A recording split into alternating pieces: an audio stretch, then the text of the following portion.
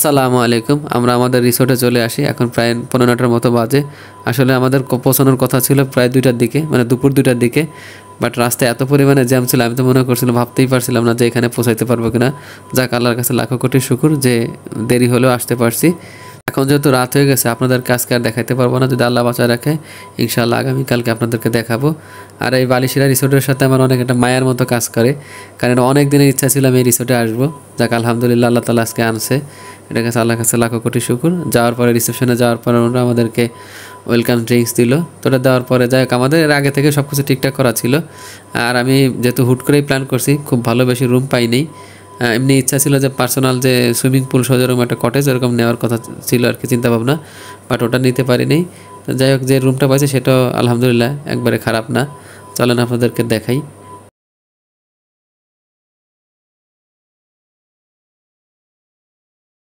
রুমের সাথে অবশ্য বেলকনি ছিল না, বাট জানলা দিয়ে ভিউটাও একবারে খারাপও ছিল না। ওই যে ঝিরিটা দেখা যাচ্ছে, রাতের বেলা হয়তো বুঝতে পারতেছে না। ইনশাআল্লাহ আগামীকালকে আপনাদেরকে ঝিরিটা দেখাবো। প্রায় 13.5 ঘন্টা জার্নি করার পরে শরীর খুব টায়ার্ড ছিল। যাওয়ার সাথে সাথে ফ্রেশ ট্রেশ হয়ে ঘুমাই যাই। যাক, এক ঘুমে সকাল হয়ে যায়। ঘুম থেকে উঠে আমি আর জানলা দিয়ে এরকম একটা ভিউ মানে দেখার পরে মনটা একদম প্রশান্তিতে ভরে যায়। যাক, আলহামদুলিল্লাহ।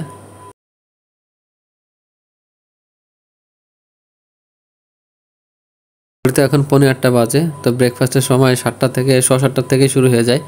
যাই হোক, ফ্রেশ ট্রেশ হয়ে চলে গেলাম ব্রেকফাস্টের উদ্দেশ্যে।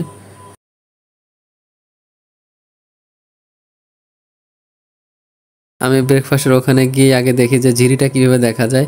সত্যি সত্যি আমি আর ওখানে না বসে সরাসরি একদম ঝিরির যে সাইডটা আছে ওই সাইডে চলে যাই, কারণ আমার কাছে সবচেয়ে বেশি সুন্দর বা ভিডিওতে যা যা দেখছি আমার এই জায়গাটা সবচেয়ে বেশি পছন্দের। তো আগে আমি এই জায়গাটা যাই দেখি।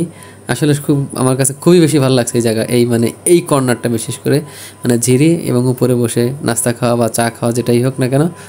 তো আগে আমি এখানটাতে যাই, যাওয়ার পরে একটু মানে 2-3 মিনিট দাঁড়াইছিলাম, তারপরে ব্রেকফাস্টের জন্য ভিতরে যাই। আলিশিরা রিসোর্টে বুফে ব্রেকফাস্ট ছিল, কতগুলো আইটেম ছিল ওটা আমার হয়তো মনে নেই।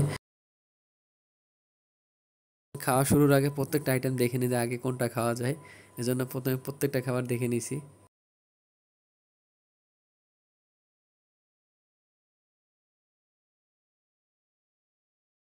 লুচিদের ডালটা আমার কাছে বেশ ভালো লাগছে, মানে টেস্টটা একটু ডিফারেন্ট ছিল। লুচিটা যদিও একটু নরম হয়ে গেছিলো, কারণ আমি প্রথমেই বলছি যে আমার একটু দেরি হয়ে যায়। বাট তারপরেও স্বাদ একবারে খারাপ ছিল না লুচি দিয়ে ডালটা।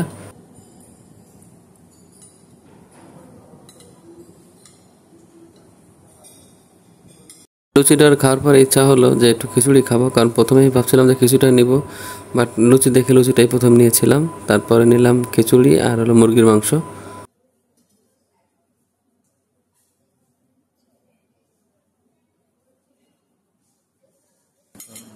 খিচুড়ির টেস্টটা মোটামুটি খারাপ ছিল না, তৃপ্তি নিয়েই খেলাম।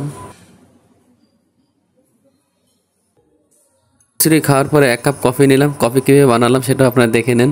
এটা আমি আমার এক বড় আপুর কাছ থেকে শিখছি কীভাবে কফিটা ইজিলি বানানো যায়।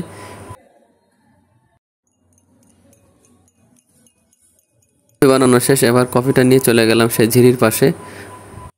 আলহামদুলিল্লাহ, অবশেষে আমার ইচ্ছাটা পূরণ হলো। এবার আপনাদেরকে পুরো বালিশিরি রিসোর্টটা দেখাই। এই জায়গাটা হলো বারবিকিউ হয় রাতের বেলা। তো আমরা যেহেতু অনেক রাতে এসেছিলাম, এটা মিস করেছি আমরা।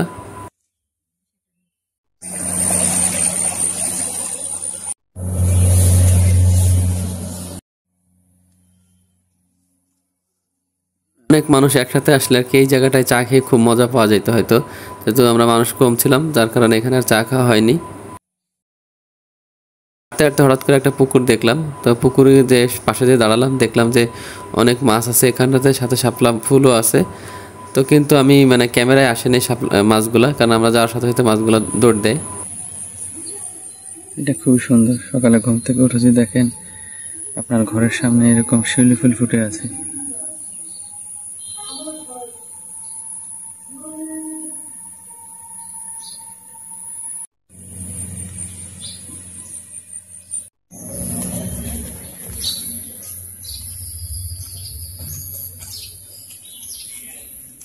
পুরো রিসোর্টটা ঘুরে দেখার পরে রুমে গিয়ে সুইমিং করার জন্য কস্টিউম পরে চলে আসলাম সুইমিং পুলের এখানটাতে।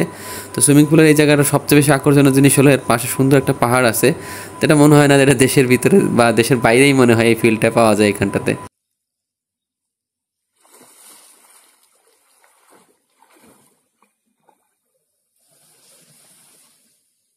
আপনাদেরকে এই ভিউটার কথাই বলছি, মানে দেখুন আমার পিছনে সুউচ্চ পাহাড় আর এখানে সুইমিং পুল।